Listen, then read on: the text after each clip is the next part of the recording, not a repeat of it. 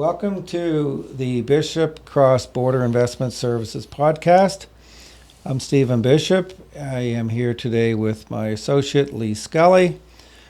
Today's topic, we are going to discuss, should you roll over a 401k to an IRA before moving to Canada, and maybe common mistakes we should be avoiding. So Lee, I'm living in the United States. I'm going to move to Canada. I've got a 401k with my employer. I've also got an IRA. But what should I be doing with my 401k? Or the questions I should be considering with my 401k before I move to Canada? Good question. It's a question we get quite a bit. The answer is it depends, right? Everyone needs their own advice. It's often case by case. So a 401k is similar to an IRA, but it's also different because it's essentially coupled into your employer relationship, whether it's a past employer or someone you're currently working for. Typically, you'll have a 401k that's typically held and managed as part of the programming and enrollment and employment with that employer, versus an IRA is much more individual. It's something you either have a financial institution manage for you or you manage it yourself. So one of the key differences with a 401k is that it's a bit less flexible in terms of the investments you can make inside of it. Usually there's a smaller menu you can choose from. And it's really a lot more streamlined and less flexible. Whereas an IRA, it's more flexible. The estate planning and beneficiaries are a lot more flexible. It can often be cheaper. Sometimes the fees, the custodial fees and the management fees on the 401ks are more expensive.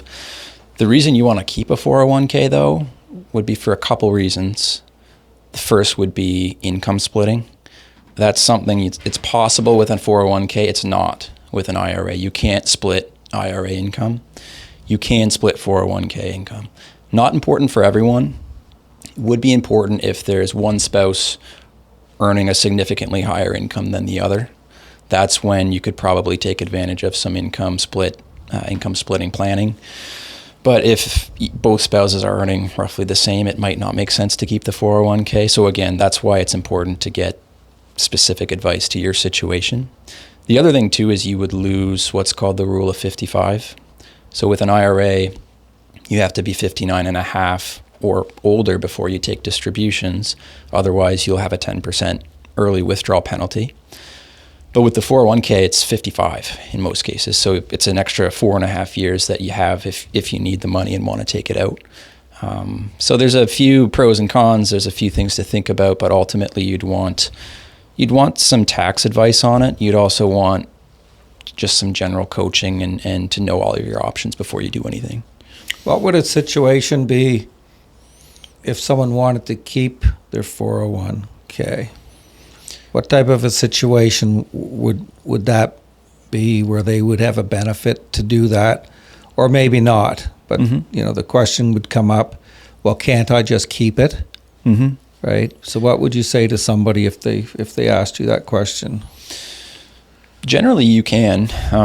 Again, it'll depend whether that financial institution and that employer is okay with that, given that these people might be becoming Canadian residents, because as we know, that can complicate things. Because some of those institutions that currently hold them, they can't hold them exactly after the move. So just like could happen with their IRA accounts, it's the same issue. It very well could become restricted. If the employer is doing matching contributions, that could cease. You typically don't want to contribute to any U.S. registered accounts once you're in Canada. That can really taint the tax treatment of those accounts. Very important to remember that, because that will be a significant headache down the road. But if the institution and the employer are willing to keep it there, it might make sense to do that. For example, someone I dealt with recently, one of the spouses had a high income, the other spouse had no income. So we talked to the tax accountants, we talked about their situation, learn more about what they had, and it actually made sense just to keep the 401k rather than roll it into an IRA, because the higher income spouse could attribute some of that income from distributions from the account to his spouse who doesn't earn an income, thus taxing it at a much lower rate, right? So the tax savings were quite significant. So in that sense, it really did make sense to keep a 401k as it was versus rolling it into an IRA. The most common path that people choose is the rollover, because typically the income splitting, all the tax planning would advise that in most cases, but it's not always that So way. it's a case by case. Case by case. You'll look at it case by case along with the tax, the tax advisors, and then come up with the correct solution. So then what happens with the 401k prior to moving? So there's someone's met with us. They've talked to their tax professional. They've been advised to roll it into roll it into an IRA from the 401k. So then what happens there prior to engaging the relationship with the cross-border professionals like ourselves? What happens there on the end before they move? Yeah, so if they have received the advice to roll it into an IRA, it's often simple enough, even simpler to do it before you move, just because it makes the transfer over between institutions a bit cleaner and simpler. It's not the end of the world if they do get here and then do a rollover. That's happened too. But generally speaking, when you do have it in your mind that you'd like to do a rollover, you can typically do that before you arrive here. And then once they're here, then they just roll or transfer the IRA over to the Raymond James USA platform. So visually, like south of the border, if they're in the U.S. and they're working with a U.S. financial institution, it gets rolled over into an IRA, stays at that institution. Then when they move to Canada, it stays south of the border. It's still a U.S. domiciled account. It's just that IRA, that newly created IRA, switches to the other institution, in this case, Raymond James, our institution. Yeah. Is there anything else that you can think of that we haven't already discussed that a person might want to be aware of with the 401k? They're in essence the same as a 403b. Similar. 403b is a bit more specific as to who it's meant for. So it's often people who work for religious institutions, educational institutions, and there are specific provisions to that account, but very similar tax treatment. 403bs are actually quite common, and those can also be rolled into IRAs. As far as anything we haven't touched on yet, I think the main thing really is case by case. Everyone needs their own advice.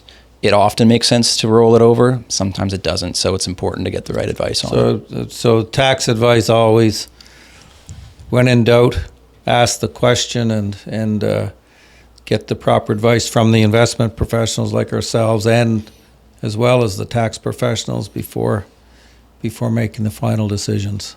Exactly. And I think one more thing that just came into my head would be the rollover itself is tax neutral. So it's not a taxable event. Mm-hmm. However, there could be problems if someone chooses to do an indirect rollover, which would mean the money comes from the 401k or 403b, goes to the owner, so whether it's their bank account or whatever, it's in their possession, and then they then have to put it back into an IRA. That's an indirect rollover because it goes to them first.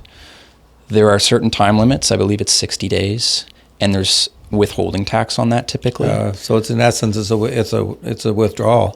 Exactly. So you might withdraw $100,000.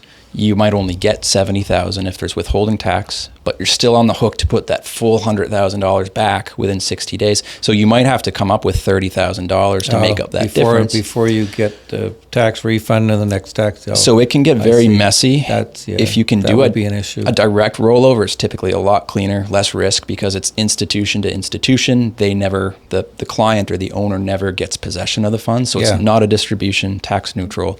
Yeah, that's one thing I think is important to touch on. So okay, well, if there's more to it, they can anybody that's interested can contact us and have that big discussion. So thank you for joining us today on our podcast.